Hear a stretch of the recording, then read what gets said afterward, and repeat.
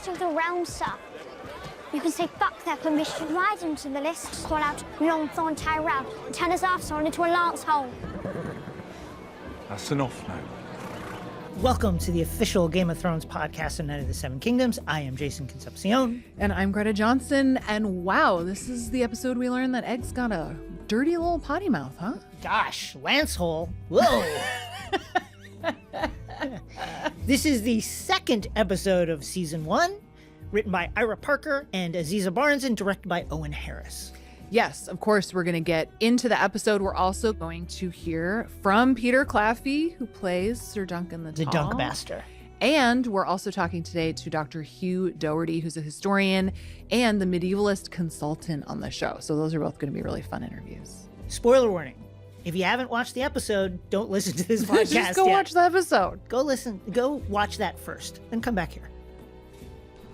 You must needs find a new device, sir. A sigil of your own. I will. Thank you again, Your Grace. I will fight bravely. You'll see. Jason, will you give us your recap of this episode? Sure. We open with Dunk's memories of an apparently very hung Sir Arlan. We got to talk about it. I'm glad you're leading with that. That's I got to really mention it. important. I mean, he was leading with it. He was the type of man who could take a punch and just not stop going forward. The problem is no one remembers Sir Arlan. And Egg wonders if that means that he was a shitty knight, which honestly, it's a good question.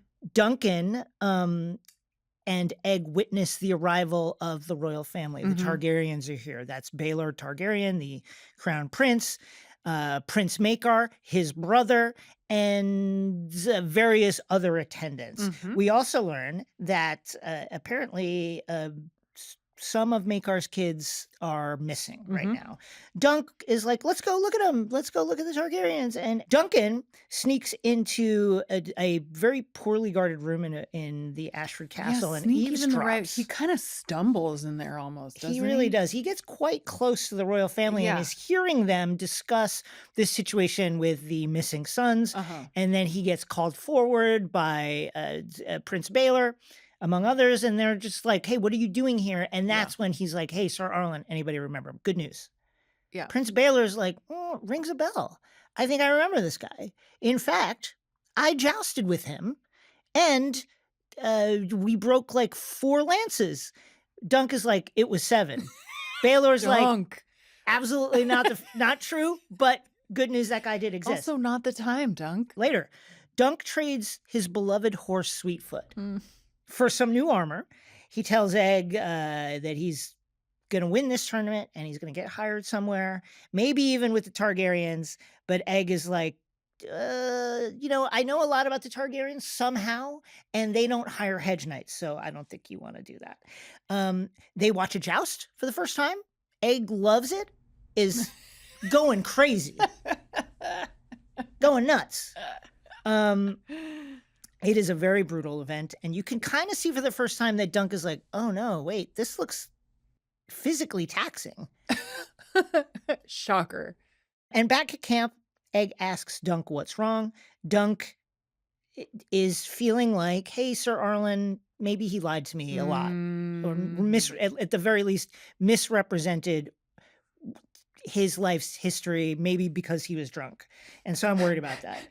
Dunk then promises to live up to Sir Arlan's legacy when he appears in the lists tomorrow, no matter what anyone else thinks of him.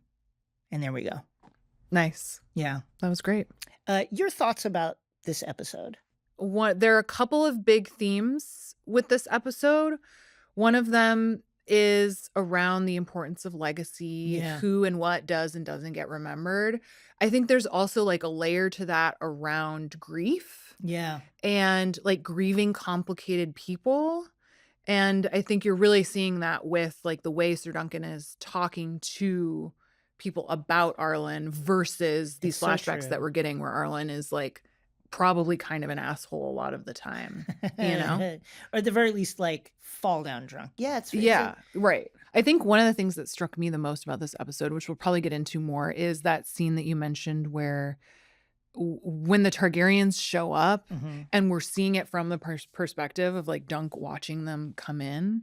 And I think that was a very strong moment for me of like, oh, this is a very different Yeah. Game of Thrones show, because normally we would be in that room. Right. We'd be in And that granted, room. in this episode, we do end up there, but only because Dunk stumbles in and shouldn't have. And I just think it's such an interesting contrast from what the point of view usually is in a show like this. It's interesting great. too with Dunk. It's almost like if he knew better, he wouldn't do any of the things that he does in this episode. Right. And then it's like, well, of course I don't want him to know better, because Yes. like I want to go on this weird, ridiculous journey with him. Well, should we jump in? Yeah, let's jump into it. the episode. Okay, let's listen to this opening flashback, which has kind of the voiceover about Arlan, which means we're going to see his penis again. Prepare yourself. You might not remember him, but Stay there. No coming back. he was a true knight. Different than other men, yeah. He had a peaceable nature. Quiet and humble. A veteran of 100 wars, but an enemy to none. He always knew what was expected of him. He never complained. Even as he was dying, he just got on with it. What a way to meet Sir Arlan. Question. Are you going to ask me if it's CGI or prosthetic? It's got to be prosthetic. I didn't even have a single doubt in my mind. In fact, my only question about it is it the prosthetic from season 2 with the Hodor scene in front of the tree? That's my only No, I don't think question. I hope they haven't held on to that, Okay. frankly. Is Dunk a reliable narrator? And then I have a follow-up based on that. Because these are his memories of Sir Arlan as he's recounting this to Egg. Right. And it is an interesting juxtaposition in this moment, because we have his voiceover, which is describing not what we're actually seeing in this scene. So there is some question about Dunk's reliability as a narrator. But I think this is one of those moments where there's like fact and then truth, and like what is true to Dunk. And I think he is saying things that he believes. I do think, again, some of that could have to do with his grief. Yeah. And wanting to remember the best of him in a way that I think is well-intentioned and mostly quite gracious, but like may be sort of like blurring around the lines a little. Yeah, I mean, speaking of grief, it's been less than 48 hours since Sir Arlan passed away. The only person in his life that we know of, anyway. Yeah, do you think Dunk is particularly good at processing his feelings about Sir Arlan's death? Clearly not. No. I mean, I don't know. Maybe he had some really good conversations with the horses about it. Yeah. It's possible. Well, and it does also make sense to me that, like, yes, Dunk wants to get on the lists, and that's part of why he's working so hard to find someone who remembers Sir Arlan. But I imagine also, if as part of the grieving process, to get to talk to someone who also knew him would be a really valuable and lovely experience, you know? Yeah. He must have had enough redeeming qualities for Dunk to want to stick around with him. But so far, I mean, he seems like he was pretty stern. Pretty stern and pretty drunk. But also a character who kind of incongruously intersected with the royal family, with the Targaryens. Yeah, Jason, I think we should talk about the Targaryens kind of entering the picture in this episode, because now seems like a really good time to talk about just like what's up with House Targaryen at this point in history. Can you set that up for us? What's up with House Targaryen is this is in the wake of the Dance of Dragons Civil War. Dragons have essentially died out. This is also in the wake of the first Blackfire Rebellion. So that devastating other civil war has been put down.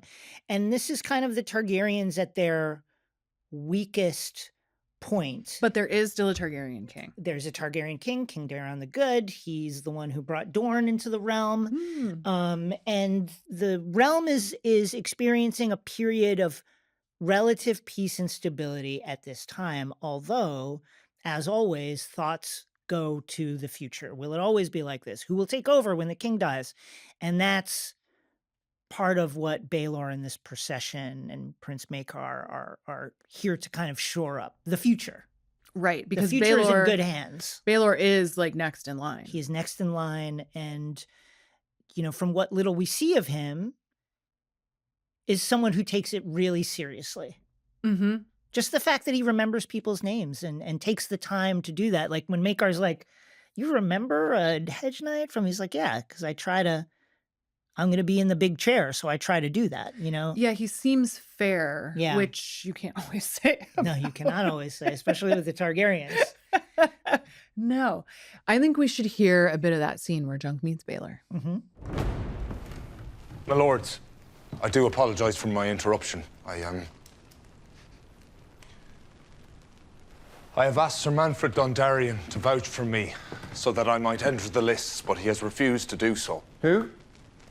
What the fuck is going on? We are the intruders here, brother. Come closer, sir. Question. Kingsguard? Question mark? Yeah, great question. I feel like this has come up in other conversations we've Guys, had. what's up? People can't be wandering into Just, places. wandering into the royal Like, presence. What?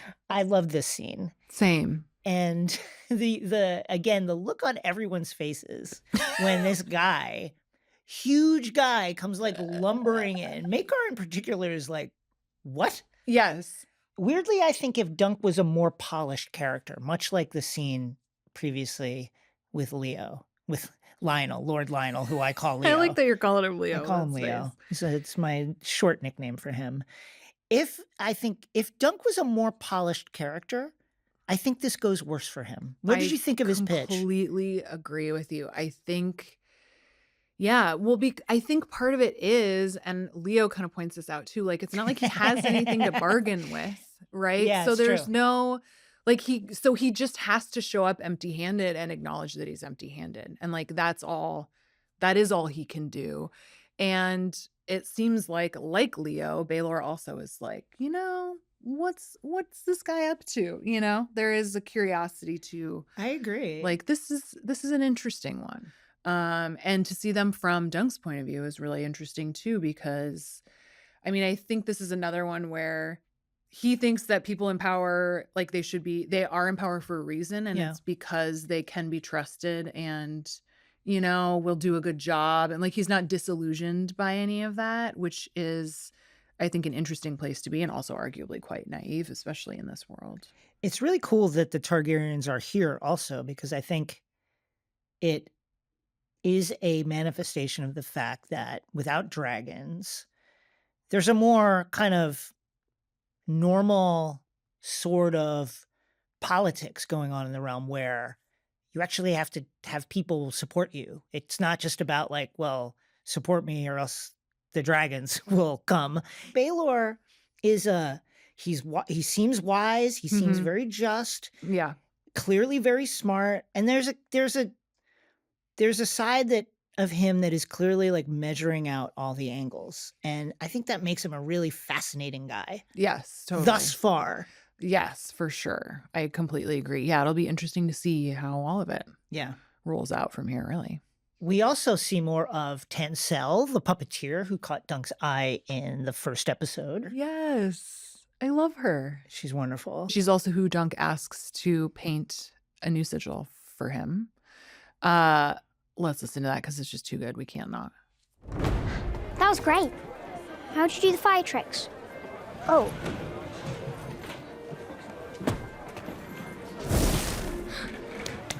Is it pollen? Yeah, we collected on the way.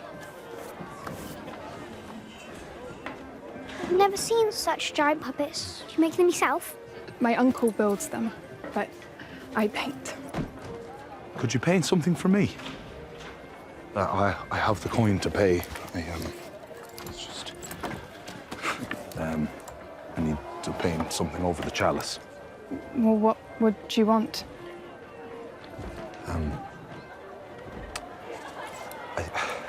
I don't actually know.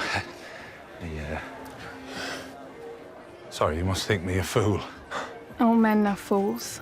All men are knights. Dunk 100% not understanding what she said. No. He's just like, right. Yes. Mm-hmm. Mm-hmm. Mm-hmm.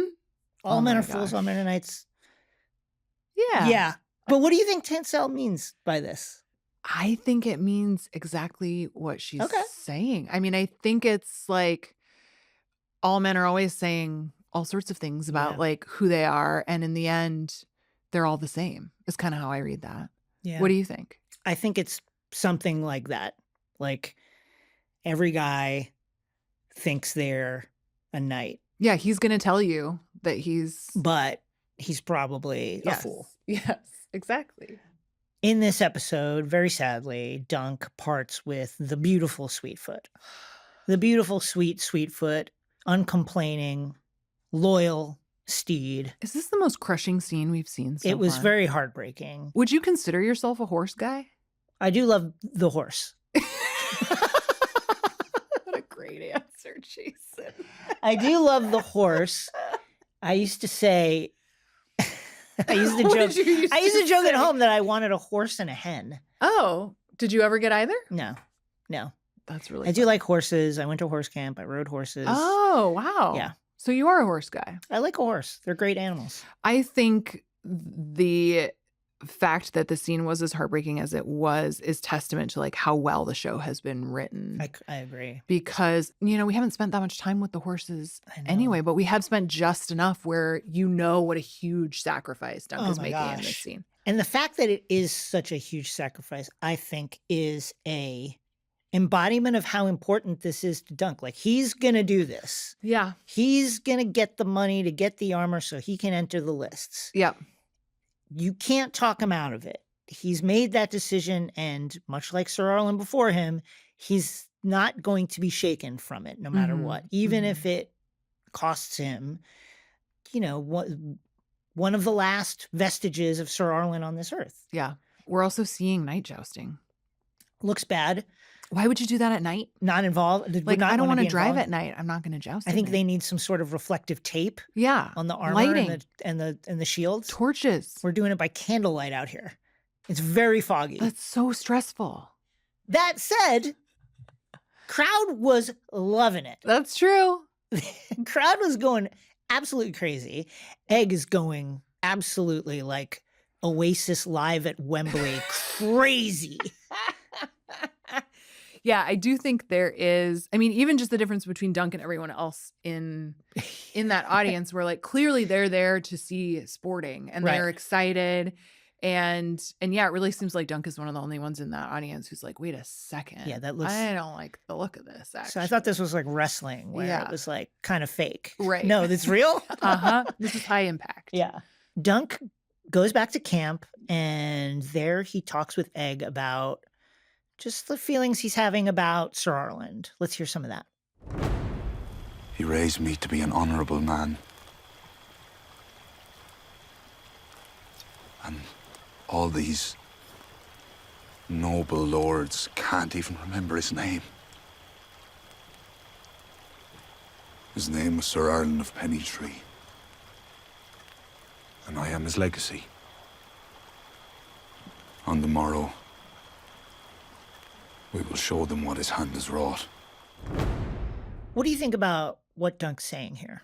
It definitely seems like a more honest rendering of his memory of Arlan, you know, compared to what we heard earlier in this episode. Yeah. It also, I mean, he sounds very determined. Like he Very is, determined. despite having seen the horrors of the night joust, like he seems very motivated. Yeah. And I don't know that he actually is ready, but like his resolve makes me think that he thinks he's ready. Yeah, I think that that's right. I also think that it's interesting. He's evolved, right? He's come to a different place Yeah. from the kind of the end of episode 1 into here, into episode 2, where kind of the doubts about, was Sir Arlan lying? You know, was Right. he like, really? Yeah. have faded away. And now it's a kind of fury that the lords don't respect the lives of the small folk who fight for them. But I think, to your point, that determination is part of it, is just an anger at the fact that people fight and die for these lords and princes, and they don't even bother to remember them or recall them or think about them at all later. Yes. And here's a man who had such a huge impact on Dunk's life, Yes. and nobody else can take the time of day to remember his name, Right. practically. And so, yeah, they're going to remember it. I do love believe that. that he thinks that, yeah. It's almost vengeful in the way he talks about it, but it's certainly, to your point, determined. Speaking of Sir Duncan, let's listen to our interview with Peter Claffey, Sir Duncan himself.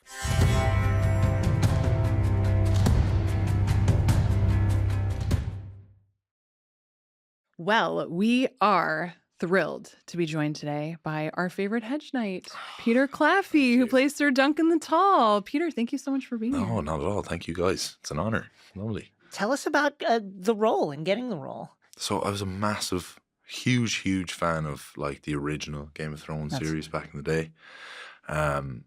So when this came along, I mean, as everything is, it's like a tape gets sent out to so many people. End up doing the tape, and it's so easy to do a tape and obviously put as much effort as you can into it, but just let it off into the ether and go, yeah, I get what that was. But as soon as things started, there's a recall tape, and you're like, oh, I might have done something well there, strangely. And then the next thing, you get in the room, and the suspense and the anxiety just skyrockets. And so I mean, if I'm being honest, it wasn't an enjoyable experience. Just terrified, but like it was just a roller coaster of a thing. And I think when I got it, I was like, oh wow, amazing. And I just got home. I was in the gym, got home, and I walked into the house, and I was sitting down, and I was like, sat down on the couch, and then I just slowly slid onto the carpet and curled up in the fetal position. And my partner, Ali, my girlfriend, Ali, was like coming back to the house from something, and she just came in the door, and there's me like shaking, hyperventilating. And she's like, what the hell happened? And I was like, I got the role. I got the role. So it was bizarre, but yeah, it's been crazy, but really enjoyable. Just even to be part of the sort of Game of Thrones world. Yeah, it's huge. I know, totally. It's so much fun to watch this show because it's tonally so different from the other two shows. And I think especially like one of the big themes that you do see throughout in both Game of Thrones and House of the Dragon is like the underdog is often like a very well-loved theme, I think, that George R. R. Martin likes to work with. I think it's interesting in this show because like you think about a Peter Baelish or something who like you see them once they have arrived, but not as they are making the climb. And I think what's really interesting about your character, especially in this show, is that he's making the climb. Like you're seeing him from the very beginning. Yeah. Which I just think is so fascinating from the point of view of like just character development. Yeah, I suppose like the difference with it is that you get a real insight or a POV from the small folk. Yes. Like Dunk comes from nothing. Like, and I think what's different about that with everybody else, and even your like Jon Snow's or as you said, like Peter Baelish and stuff, they're all of a highborn sort of status at some point. Right. They're in the rooms. They're in the rooms. They're in the big families. And I think it's kind of maybe slightly more relatable. Dunk is just because he's kind of like an everyday person of the small folk and stuff, just trying to make his way. But I suppose like his chivalry and his honor are stuff that you can quite, sort of relate to and like with a character like that. So I hope everybody's for him going through the thing. But yeah. Talk to us about that, because though Dunk doesn't really lay it out, he does seem to have a code. He really believes in the words that knights swear to. And he quite clearly has disdain for people who don't live by those words. And yet there's these moments where you want to be like, Dunk, don't do it. Just let it go, Dunk. Tell us about this character, and what do you think drives him? Yeah, so I mean, we we meet him burying his old master, Sir Arlan of Pennytree, and he has been taught by Sir Arlan all the way through about all these great knights and chivalry and honour and treating people with respect and different things and just general goodness. And I think, like, in those first 2 episodes, you get a sense of, you get to see all these different families that we're quite aware of through being fans of Game of Thrones. And he kind of is looking at all these knights that he looked up to and was told that were amazing and stuff by Sir Arlan, and he's kind of looking at them going like, you're not as moral as I was told, you're not as chivalrous. And I suppose he has this conflicting thing inside him that he's wondering, was his master right? Was he true? Is this, are you supposed to be chivalrous? Are you supposed to be honourable? Or are you supposed to be more like these Targaryen princes that are not exactly the way that we look? And I suppose he has to find that out through his journey in Ashford. And I mean, he has to go on a mental journey that he did not expect to find out what was the true way of living. You know what I mean? Well, I think it's also interesting because it's not like he has a whole lot of other choices either. You know what I mean? So then, like, what else is he going to do? Like, it feels very much to me like he has devoted himself so fully to this, but also that's because, like, you just don't get a lot of options in this world, you know? Totally. I mean, it's quite a pessimistic, dark place to live. Yes. So it's like you want to avoid the danger at every turn. So I suppose every decision matters, and sometimes it's quite hard to do the right thing. It is such a dark world, and yet the tone of this show is quite different from Game of Thrones. There's really wonderful lighthearted moments, and you get to do those things in a physical way. It's like quite a funny role physically. Tell us about some of those comedic moments that play through Dunk's, you know, going the wrong way when trying to leave a tent, or hitting his head, or almost hitting his head on some beam going across. Yeah, there's like a couple of head hits, and we were like, I think we need to take You got to a couple use of those these really out. strategically. I think we might have a million head hits. But that's when he meets the master of the games, who's played by Tom Vaughan Lawler, which was absolutely amazing, which is like one of my hero Irish actors as well. So that was terrifying to go in and do that scene, and turned out to be like the loveliest person ever. But yeah, I suppose physical comedy just comes through the insecurity and the discomfort and anxiety. And I suppose there's just a couple of moments that we got where you have these crazy serious scenes with a lot of high staked themes. Yeah. And then we just love to kind of finish them with a thing of him like going like, you know, I will do you guys proud, and you'll see me fight well. And then he walks and leaves, and then turns around and goes, oh shit, sorry, it's the other way. It's just like little things. And I suppose I was quite nervous. I was like, God, if I don't pull this off, this is going to be terrible in that regard. But it seems to have like worked out all right. So Yes, totally. Yeah, it did. Yeah. Should we get to the big debate that we've been having? Sure. behind the Yeah. scenes? Let's do that. Let's do it. Peter, are you familiar with the term himbo? What is it?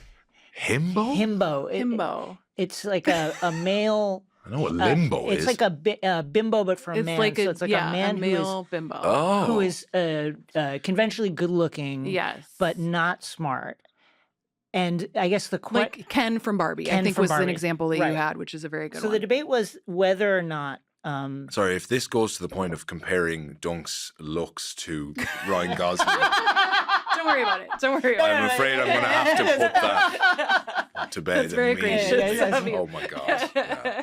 Conventionally good looking. What do you want to? Well, so the question being, is Dunk a himbo? And I think like you get little references throughout the show of like, people think I'm dumb because I'm so tall. Yeah. He certainly has a simplicity to him. Yeah. I think he's very single-minded in his vision. But yeah, we've been trying to, there's like an internal debate among the team as to whether or not Dunk is a himbo. Himbo. Let me see. Yeah, I mean, there's no question that like Dunk doesn't, I mean, Dunk has like, I feel like he's got a good way of, obviously his values, morals, and all the things we were talking about, and he has a good way of sort of navigating things. But I mean, it's blatantly obvious that there's not a lot going on. Probably, and a lot of that is because of insecurity and anxiety in sort of different situations. But I don't know if I would say himbo, because I totally 100% disagree with the conventionally good-looking thing. I do have a theory about that. Sure. Yeah. Which I think it has to do partly with the fact that Dunk is one of the only people we've met in this universe who is striving for something but doesn't have an ulterior motive. Yeah. You know, like in this case, he just says very plainly what it is that he is seeking out to do. And I think maybe that comes off as simple because we so rarely see that in I this agree with world. that. That's a great point. We're so used to characters from Game of Thrones, with a tunnel vision, like objective of what they want. Right, but they don't actually say it because they can't afford to, so they have to walk their way around it all the time, you know? And they're using like sly strategies, politics to get through. Right, they're tricking people into helping them, all that stuff, whereas your character is just like, help me out? Yeah. You know? I think Dunk is like, in his head, obviously he's not 100% clear on what he wants, but I think like he just thinks, you know, if I could be in some household and live under a roof and be able to have a drink of wine and have some bread in the evening and not fear for my life every night, he's like, yeah, that'd be great. You know what I mean? Yeah, it's a low bar, but it's a terribly low bar, but it's Westeros, man. Yeah, it's Westeros, a tough place. Yeah. Let's talk about your partner in crime throughout this series, Egg. Obviously, that relationship is the engine of this show. You guys have such a wonderful chemistry. Talk to us about those scenes in film with Dex. I'm just blown away by that kid. He's amazing. He's amazing. That's so cool. To be honest with you, I like on a sort of self-conscious level, I can see so many other people probably being Dunk, really, like, but I don't see anybody else other than Dexter being Egg. He's amazing. He's just amazing. He's so good. You're quite good too. You are very good. I don't, listen, just Okay. whatever it is. What do you think it is that these two characters see in each other? Because they are such an odd pairing, especially at this point in the season. We're on episode 2. Yeah. And I mean, they have sort of formalized their relationship, though, where Egg is Dunk's squire.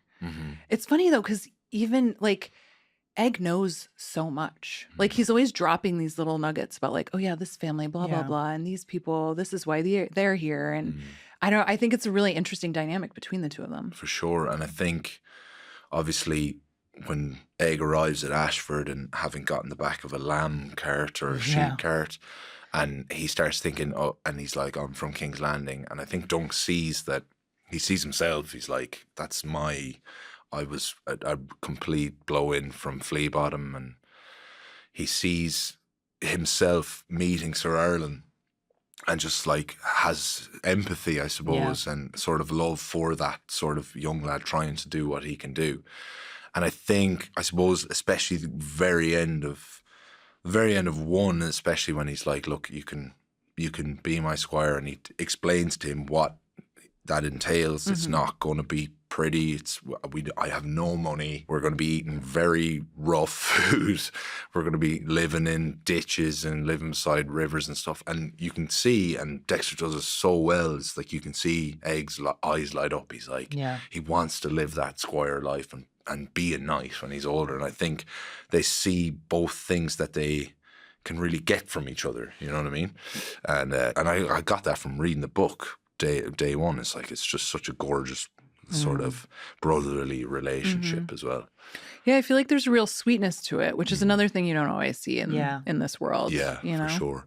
And the beauty is that like Dunk is always threatening to give him a clout in the ear and like beat him like Ser Arlan did, and you know he just never does really. No, and you never so believe far it. like he never does, and he's just always threatening, and I think that's such a lovely thing. And I got to get another go at that because I have a younger brother, and we had the same sort of relationship, only I was clouting him in the ear for our entire childhood.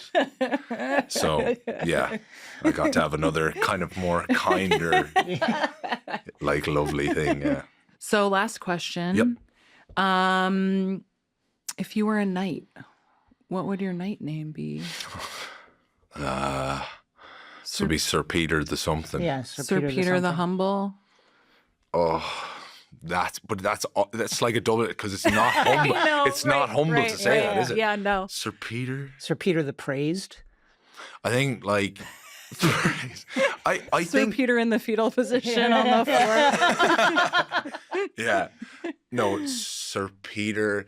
I think I've got a bit of a sort of a reputation and a love for like we call it in Ireland acting the Mick, which is like just being a menace on set. And I've always done that myself. So maybe it's Sir Peter the Jester. Okay, I like it. I like it. That's yeah, nice. Yeah, but he's a That's knight. wonderful. As well. Yeah. Yes. So cool. So maybe Yeah. that would be A jester knight. Yeah. That's a whole new role. That's I love a new, it. hey, that's a new. Let's write that. Yeah, let's yeah. do it. Pitch it to Sure. George. I think I'll that's say a it's good to George. idea.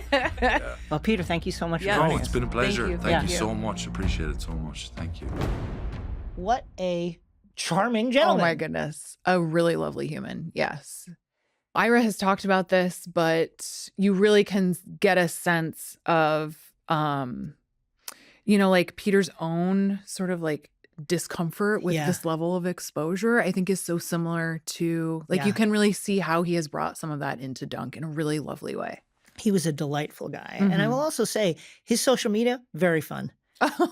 That's delightful. He does like a lot of, he's a very athletic guy. He's out there running. He was a former pro rugby player.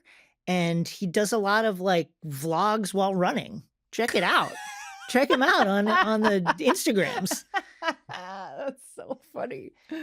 And now we have another great interview. We also got to talk with the incredible medieval consultant for the show, Dr. Hugh Doherty. Let's go to the conversation with Dr. Hugh.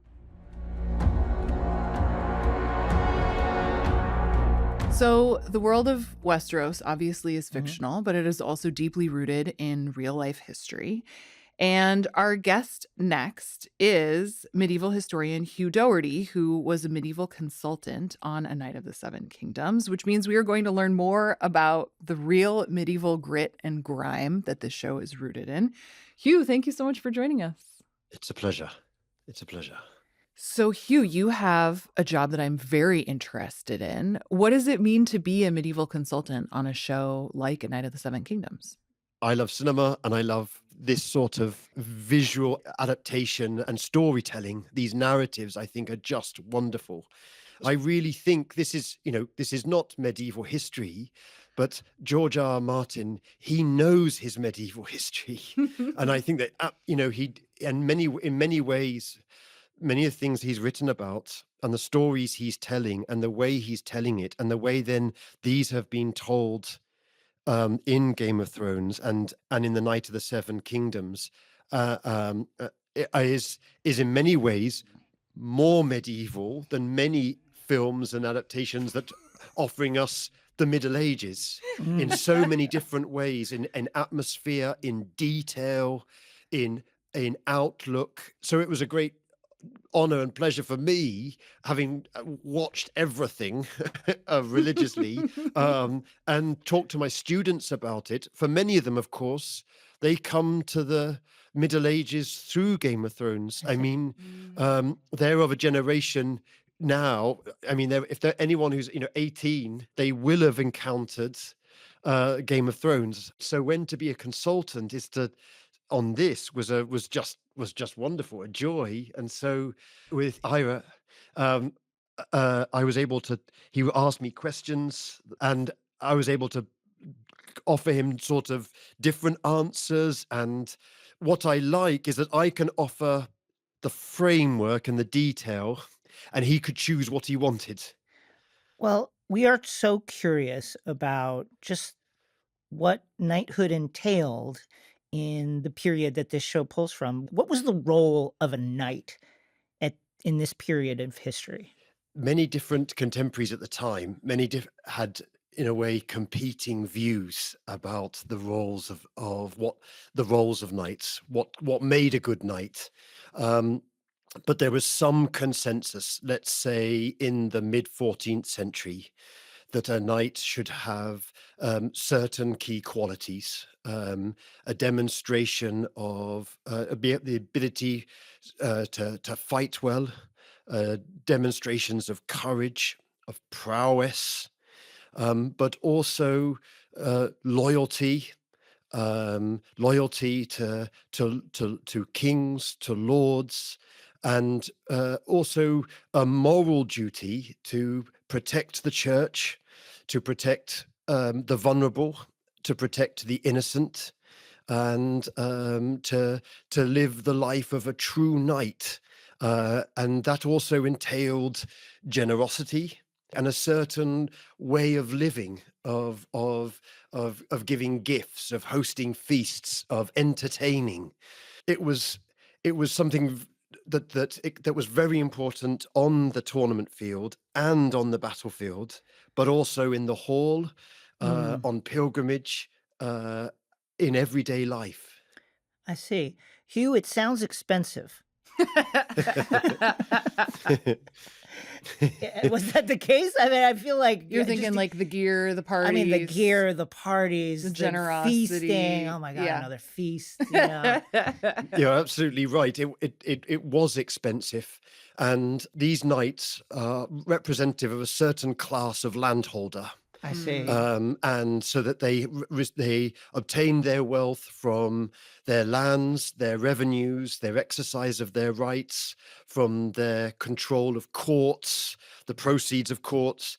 And so effective knights have to be on top of their spending, and not only their spending, but the collection of money. That's really important. So often some of the most famous knights can only be famous because either they've inherited wealth or they've made their wealth and know how to spend it. And, you know, one of the most celebrated knights of the 14th century was the Black Prince Edward of Woodstock, and he was famed for his generosity. But in many ways, he was too generous. He was spending beyond his means, and so that's a real challenge for these knights and for the kingdoms in which they live. That war then, as now, costs a lot of money, and show and generosity and hosting. So they surround themselves with men and women who are totally on top of the finances. And there are also, I mean, I think about our main character here, Dunk, who is a hedge knight. And there is a real life analogy for that as well, a knight errant, right? Absolutely. Or there were those knights who came from the landed class, from gentry ranks, gentry circles, and then there were lots of knights who were living by their swords, and tournaments and war provided ambitious, homeless, desperate young men, older men, with a chance to find some sort of fortune. And so the 100 Years' War gives a lot of these men all across Western Europe. I mean, Englishmen, Scots, Welsh, Irish, Bretons, Gascons, Spaniards, Castilians, Italians, Frenchmen, a chance to make their fortune through war. So they have nothing, and then they can serve in one ruler's army. The problem for these men is that when there's peace, what do they do? For those errant knights, how do they prove who they say they are? You know, in this show, one of the issues that our main character Dunk has is he's been knighted by a hedge knight, by this world's version of an errant knight who barely anybody remembers. But when they remember him, they don't dispute that he was a knight.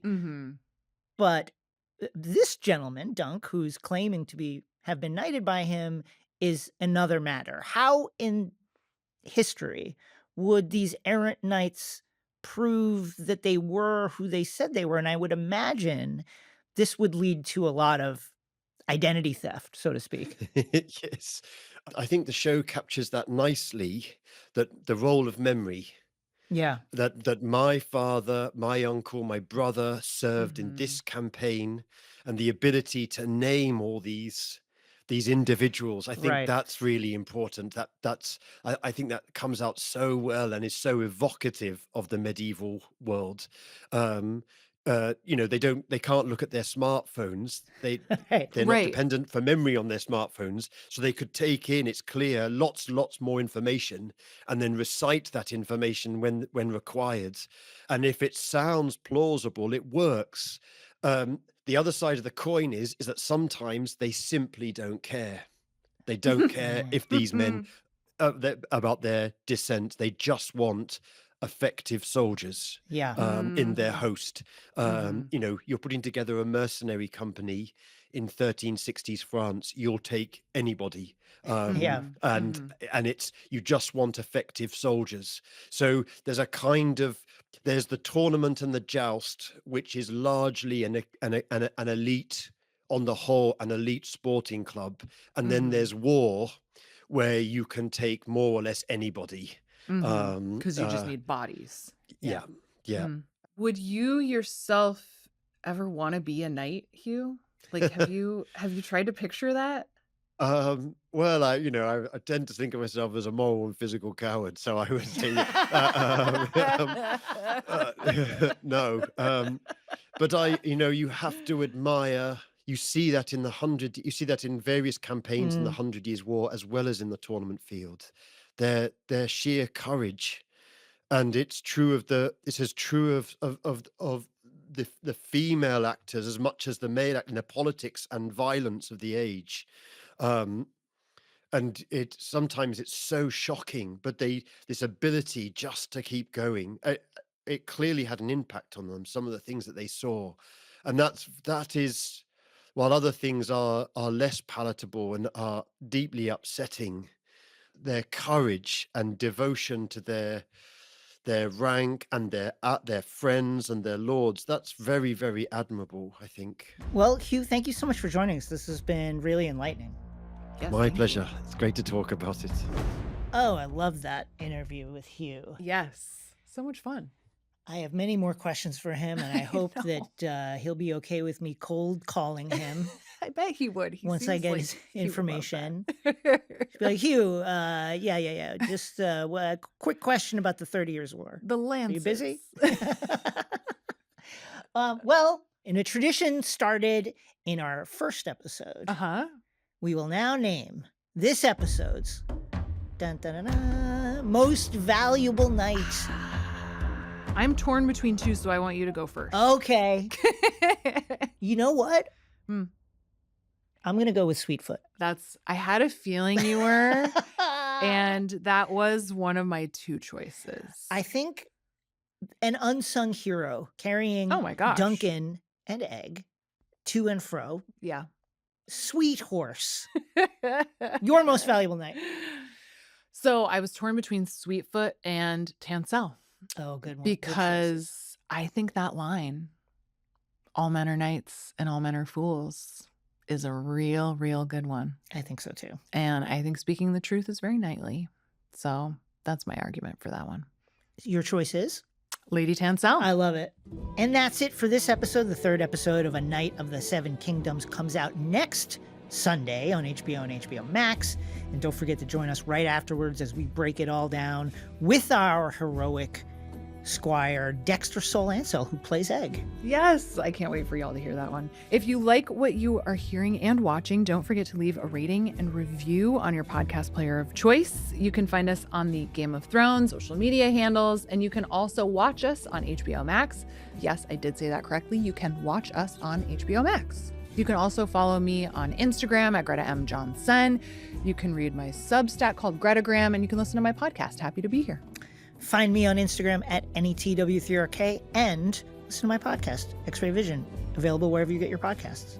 The official Game of Thrones podcast, The Knight of the Seven Kingdoms, is produced by HBO in collaboration with Same Boat Studios. This podcast is hosted by Greta Johnson and Jason Concepcion, who also produces the show. Our executive producers for Same Boat Studios are Gabrielle Lewis and Barry Finkel. Our senior producer is Ben Goldberg. The show is mixed by Hannes Brown, and our video editor is Stefano Sanchez, and In Sung Huang is our digital content producer. Special thanks to Michael Gluckstad, Allison Cohen-Sorokash, and Kenya Reyes from the HBO Max podcast team. Thanks for listening. We'll see y'all next week.